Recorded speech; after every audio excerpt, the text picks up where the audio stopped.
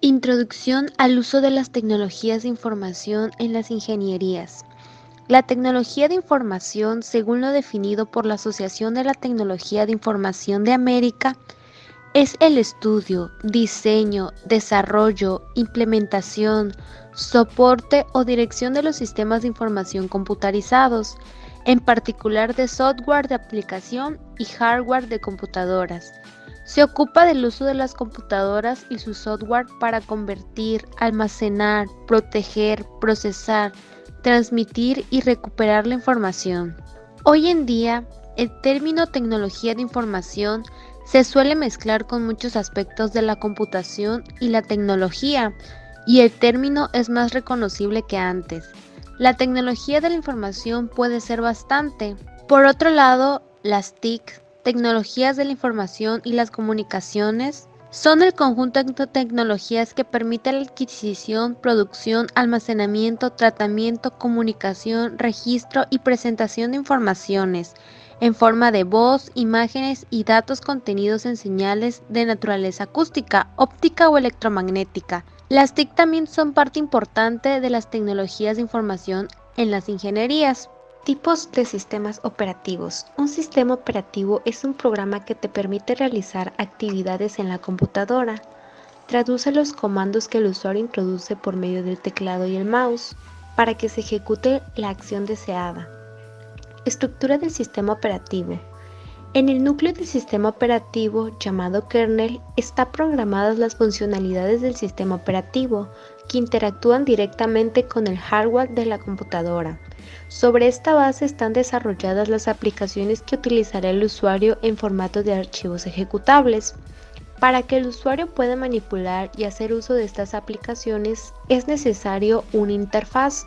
Para eso están los shell, que son programas que sirven como intermediarios para hacer uso de las aplicaciones, ya sea por entorno gráfico o por consola. Hay dos clasificaciones principales de sistemas operativos, los multiusuarios o los monousuarios. Como su nombre indica, se diferencian en el número a los que pueden atender a la vez.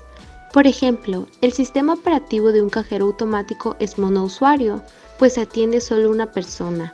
En cambio, el sistema operativo de un servidor está hecho para atender a muchos usuarios a la vez. Los sistemas operativos más comunes son Sistema operativo Unix. Es un sistema operativo multiusuario que permite realizar multiprocesamiento.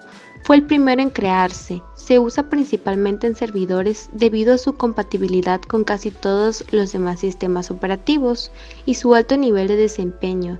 Sin embargo, solo puede administrarse por expertos.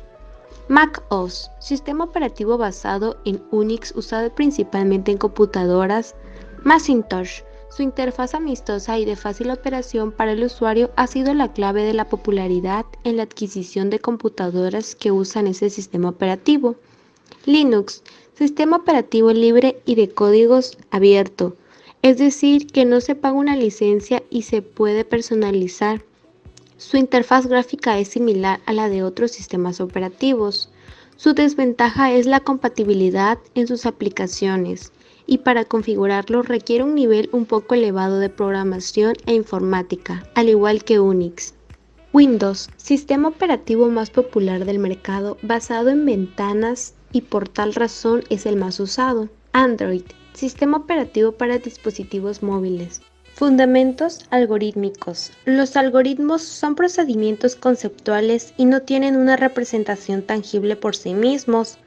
Para poder comunicarlos a otras personas o a las máquinas y para poder documentarlos para referencia posterior, es necesario expresarlos de alguna manera. Esta representación debe ser clara y sin ambigüedades. Un algoritmo establece de manera genérica e informal la secuencia de pasos o acciones que resuelve un determinado problema. Los algoritmos constituyen la documentación principal que se necesita para poder iniciar la fase de codificación. Existen dos tipos de notación de algoritmos: pseudocódigo, diagrama de flujo. Pseudocódigo es la descripción de un algoritmo que asemeja a un lenguaje de programación, pero con algunas convenciones del lenguaje natural.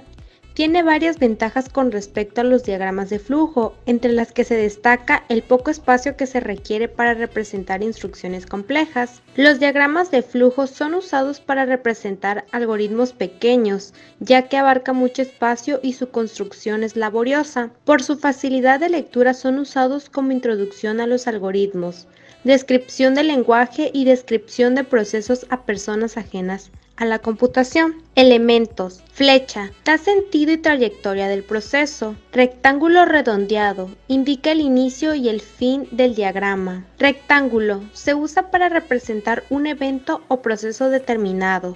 Rombo. Se utiliza para representar una condición. Círculo. Representa un punto de conexión entre procesos. Métodos para solución de problemas con algoritmos. Para lograr resolver cualquier problema se deben seguir básicamente los siguientes pasos. 1. Análisis del problema. En este paso se define el problema, se lo comprende y se lo analiza con todo detalle. 2. Diseño del algoritmo. Se debe elaborar un algoritmo que refleje paso a paso la resolución del problema. 3. Resolución del algoritmo en la computadora. Se debe codificar el algoritmo. Análisis. Es el primer paso a seguir para encontrar la solución a un problema computable. Es el análisis del problema. En el análisis del problema se requiere del máximo de creatividad e imaginación. Debido a que se busca una solución, se debe examinar cuidadosamente el problema a fin de identificar qué tipo de información es necesaria producir. Enseguida se deben identificar aquellos elementos de información ofrecidos por el problema y que resulten útiles para obtener la solución al problema. Finalmente, un procedimiento para producir los resultados deseados a partir de los datos, es decir, el algoritmo. Tipos de problemas y su método de solución. Diseño de programas, análisis del problema, diseño del algoritmo, verificación manual del algoritmo, diseño, descendente, refinamiento paso a paso. En la computadora, codificación del algoritmo, ejecución del programa, verificación del programa, mantenimiento, codificación, ejecución, prueba y mantenimiento. Estructura algorítmica. Un algoritmo se define como un conjunto de pasos, procedimientos o acciones que nos permiten alcanzar un resultado o resolver un problema. Los seres humanos realizamos de manera cotidiana una serie de pasos, procedimientos o acciones que nos permiten realizar una actividad, alcanzar un resultado o resolver un problema. Esta serie de pasos los realizamos diariamente desde que comienza el día. Por ejemplo, cuando nos levantamos tomamos un baño, desayunamos, preparamos la comida, entre muchas otras actividades. Seguimos una serie de pasos que al final nos permiten alcanzar un resultado. La realidad es que a cada momento aplicamos un algoritmo para resolver un problema o alcanzar un resultado. Al momento de resolver un algoritmo, se debe tener en cuenta la información existente, los procesos que se deben realizar y los resultados esperados. Pseudocódigo es la manera en la que se describe un algoritmo con un lenguaje natural de manera breve y detallada. Diagrama de flujo es la manera de poder visualizar un algoritmo gráficamente. En esto se utilizan símbolos conectados para dar a conocer un flujo o una secuencia. Tipos de algoritmos. Cualitativos son todos aquellos pasos descritos por medio de palabras, los cuales sirven para llegar a la obtención de la solución de un problema. Cuantitativos buscan la resolución de un problema pero basándose en cálculos numéricos. Características de los algoritmos. Carácter finito. Todos los algoritmos deberán de tener ciertos números de pasos a seguir hasta llegar a un fin. Precisión. Cada paso del algoritmo tendrá que estar especificado para llevarlo a cabo. Entrada. Cada algoritmo tiene entradas, es decir, datos dados antes o mientras se está realizando el proceso del algoritmo. Salida. El algoritmo tiene una o varias salidas especificadas relacionadas con la entrada. Eficacia. Se prefiere que el algoritmo sea lo más básico posible, en donde las instrucciones de los pasos sean fáciles de entender. Todo en conjunto debe ser eficaz. En informática, la solución de problemas se relaciona con la estructuración de algoritmos para elaboración de programas que resuelvan los mismos. Existen varios pasos para la solución de problemas por medio de programación en computadora: análisis del problema, diseño del algoritmo, codificación, compilación y ejecución, verificación, depuración, mantenimiento, documentación. Análisis del problema. Se visualiza y plantea cuál es el problema. Diseño del algoritmo. En base al problema planteado se elabora una serie de pasos e instrucciones detalladas para obtener una solución. Codificación. Es la escritura del algoritmo en un lenguaje de programación, compilación y ejecución. En esta fase se traduce y se ejecuta el programa un lenguaje determinado. Verificación y depuración. Aquí el programador busca errores de las etapas anteriores y los elimina. Documentación. Debe ser destacada por su decisiva influencia en el producto final. Mantenimiento. Se considera mantenimiento a los cambios o correcciones de errores en el programa una vez finalizado. Existen distintos tipos de control en un algoritmo. Principalmente son tres: estructura secuencial, estructura selectiva, estructura repetitiva. Estructura secuencial. Tiene una secuencia determinada con factores exactos para la elaboración de un algoritmo. Estructura selectiva. Tiene una secuencia en la que entre factores de decisión dos o más opciones en las cuales puede variar el resultado. Estructura repetitiva. Las estructuras repetitivas tienen una repetición de uno o más procesos hasta que el proceso hace que un factor cambie y determine un resultado.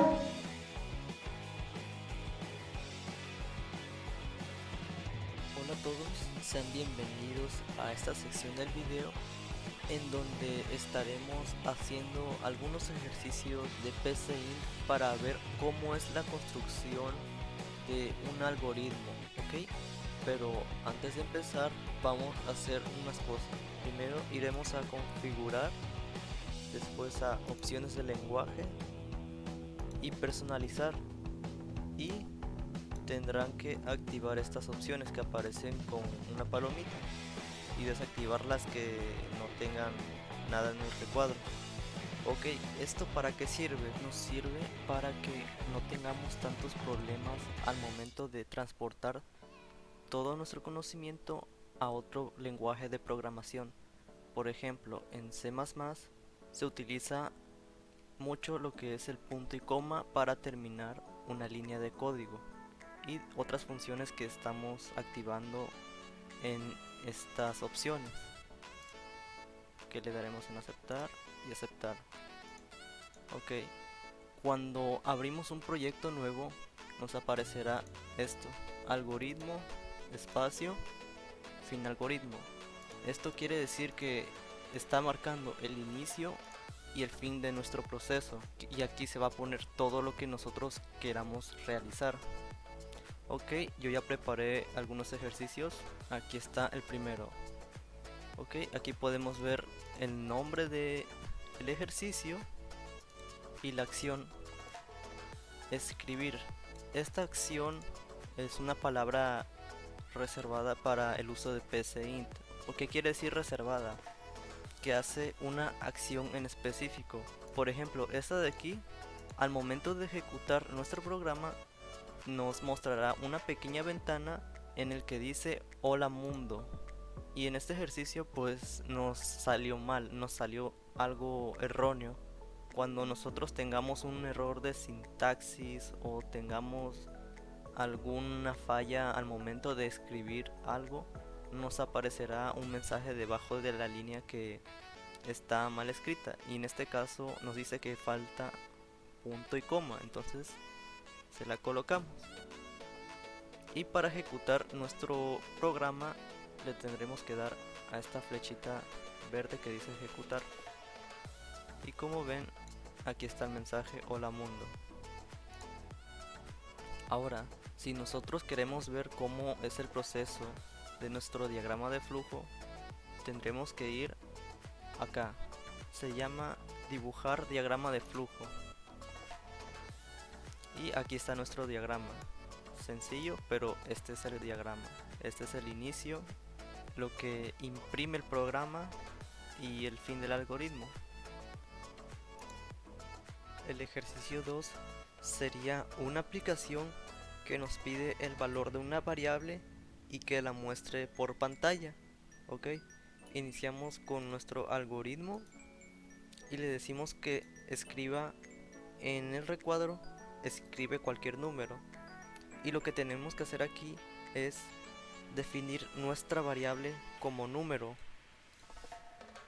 Después le decimos que el programa lea esa variable, el número que se ha tecleado, y nos dirá que el valor de la variable es el número que se haya ingresado. En este caso es la variable, y finaliza el algoritmo. Ejecutamos el programa y le escribimos cualquier número, por ejemplo el 7. Nos dice el valor de la variable es 7. Nuestro diagrama de flujo sería este. Buen día amigos, amigas y maestro o maestra que esté viendo este video. Vamos a explicar cómo funciona el operador trunc.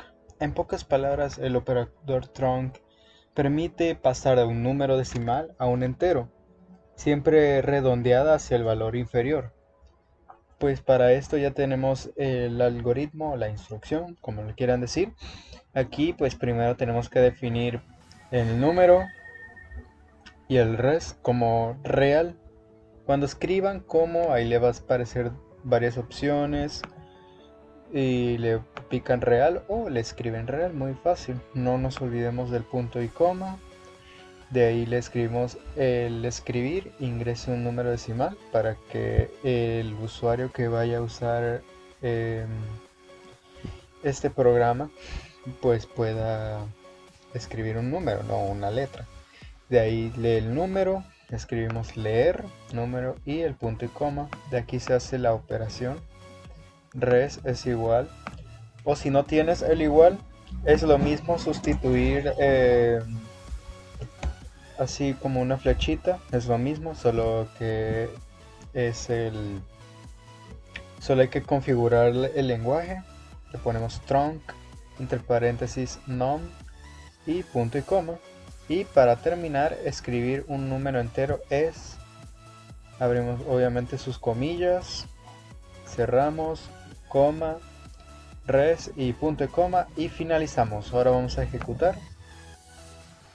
Dice, ingresa un número decimal. Pues yo quiero que me digas 5.5. Le damos enter y está en 5. Y vamos a darle un número cualquiera. No sé, 289.4, lo deja en 289 y esa es la función del operador trunc. Vamos a hablar sobre el ciclo. El ciclo básicamente es repetir, como dice aquí, repetir un código hasta que cumpla la condición, siempre y cuando el usuario lo siga. Va a repetir una y otra vez. Por ejemplo, vamos a querer escribir un número. Aquí dice ingresa un número. Ya sea nos puede leer si es positivo o negativo. Ya después de ese proceso nos preguntará, ¿desea continuar? Ingrese S para continuar, ya sea S minúscula o S mayúscula, hasta que cumpla esta condición. Vamos a probarlo. Ingresa un número 5, número positivo. Desea continuar, ingrese S, pues le damos enter. Vamos a poner menos 27, menos 27. Número es negativo. ¿Desea continuar? Claro, otra S. Vamos a poner, no sé, 1427. Número positivo. Funciona. ¿Por qué? Porque el ciclo se repite cuando solo diciendo si cumple la condición, si nosotros ingresamos la S. Por ejemplo, si le ponemos, no sé, otra letra que no sea una S, una M, la ejecución termina.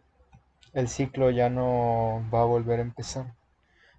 Vamos a hacer un algoritmo que nos ayuda para elevar un número ya sea al cuadrado o al cubo.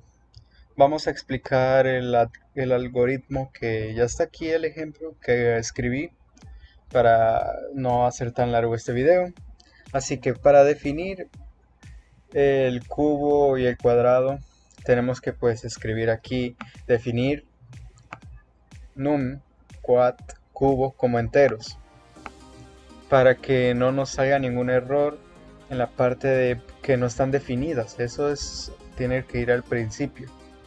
Después le ponemos escribir un número a elevar, que va a ser la parte que nos va a salir al momento de ejecutar, para que nos pregunta qué número queremos elevar.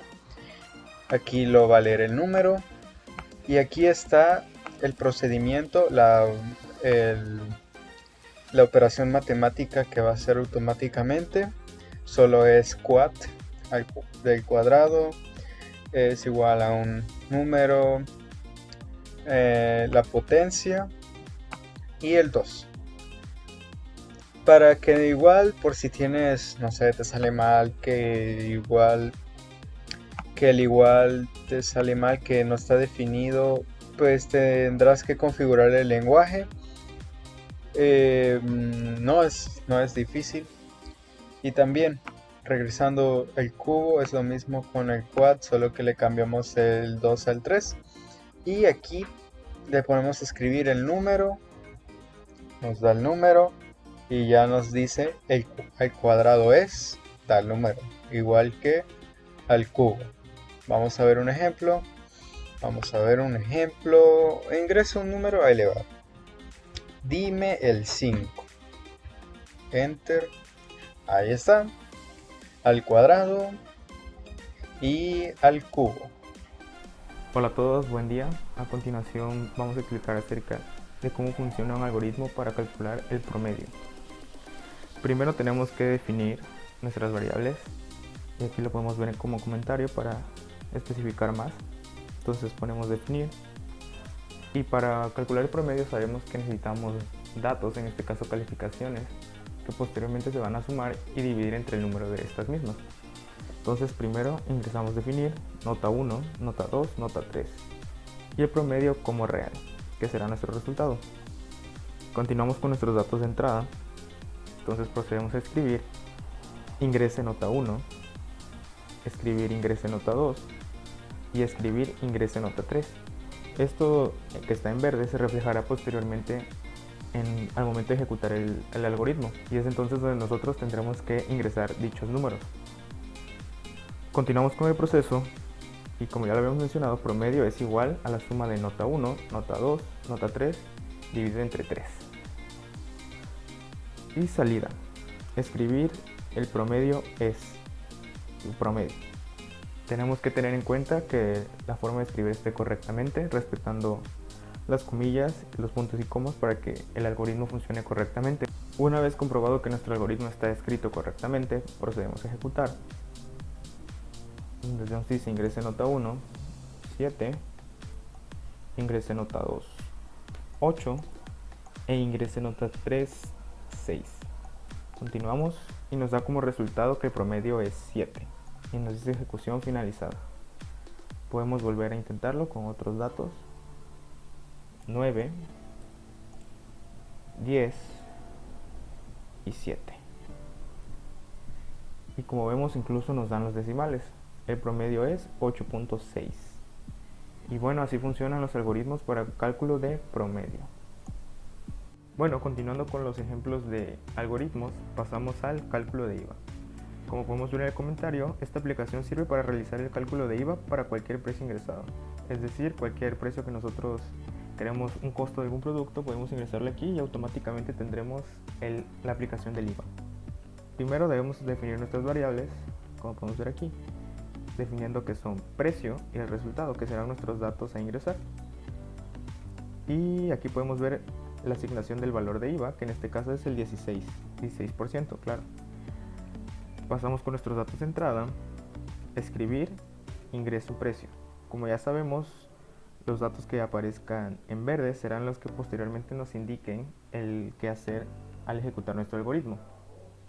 Le decimos que lea el precio, que está aquí, y de aquí nos pasamos aquí, que el resultado va a ser igual al precio que nosotros ingresemos por 0.16%. Entonces escribir el 16% de el precio que nosotros queramos ingresar es el resultado, nos va a arrojar el resultado. Entonces este algoritmo nos va a funcionar para ello. Una vez que todo esté correcto, que no marque ni un error, podemos proceder a la ejecución de este. Como podemos ver, aquí nos dice ingresa un precio. Podremos ingresar un precio, el que se me ocurre, una playera, digamos, de 345 pesos. Le damos y nos dice que el 16% de 345 es 55.2. Como podemos, nos da específicamente los datos, cuál es de gran ayuda. Podemos intentarlo nuevamente. Es un precio, vamos a uno más alto, 1354. Podemos ver que el 16% de 1354 es 216.64. Ejecución finalizada. Como podemos ver, de esta manera podemos hacer el cálculo de IVA de una manera rápida y eficiente. Para empezar tenemos que iniciar el algoritmo y declarar las variables que son horas, que vamos a poner que equivale a 0, minutos a 0 y segundos a 0. Segundos no importa que se marquen así porque como el programa lo utiliza igual se puede usar como variable. Luego utilizaremos el mientras, que es mientras verdadero, hacer. Por ejemplo, si horas es menor que 10, entonces se va a escribir 0 sin saltar. Y se va a escribir horas y el valor de horas y los dos puntos sin saltar. Luego si minutos es menor que 10, entonces se va a escribir 0 sin saltar. Y entonces se va a escribir el valor de minutos y dos puntos sin saltar. Luego si segundos es menor que 10, entonces escribir 0 sin saltar y escribir segundo. Luego para aumentar los segundos se va a ir aumentando de 1 en 1 el valor de segundos más 1. Para comprobar el tiempo vamos a hacer, si segundos equivale a 0, entonces minutos va a avanzar el valor de minutos más 1 y así segundo, 60. Si minutos es igual a 0, entonces va a ser a 60. Si minutos es igual a 60, entonces horas va a ser más 1, valor de horas más 1 y minutos va a regresar a 0. Si horas es igual a 24, entonces horas va a regresar a 0 y termina el ciclo. Y para que cada paso se vaya realizando se va a esperar un segundo, así terminarse el algoritmo y para ejecutarlo va a quedar así. Un momento, así va a esperar un segundo, así sucesivamente hasta llegar a las 24 horas que se reinicie el reloj. Si queremos empezar de otro, no se le pone aquí, por ejemplo, minutos 59, segundos 59. Se va a marcar una hora, una hora con minutos, una hora con los minutos, y así sucesivamente. Y aquí terminamos. Gracias por su atención.